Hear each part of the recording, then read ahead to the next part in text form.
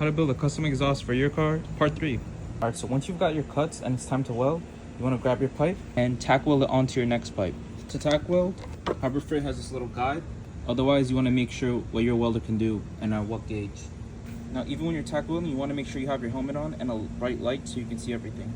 And then just hold it in one spot for about 2 to 3 seconds. And you want to try and move in circular motions.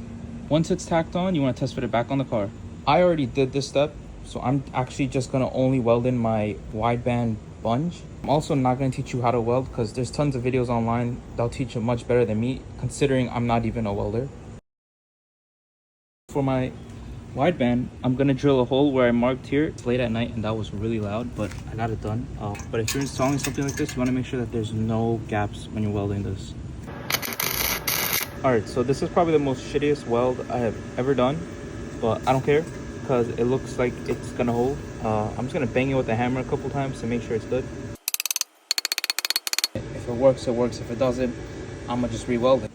Alright, some really quick information is that when you pass your seats, that's kind of where you want to make your exhaust into 2 parts. In my case, mine ends there, which ends itself right there, and that's where the second part of the exhaust is.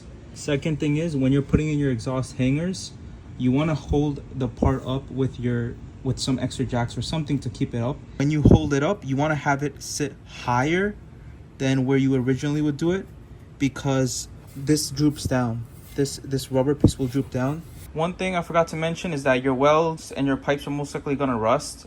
Even though it's stainless steel, you should definitely put in something like this over it after you're done. So once you've done all that, you practically got your exhaust all bolted up and ready. Obviously, I couldn't go fully in depth because it's a short form video. But if you want to hear the results of my car, make sure to like and follow.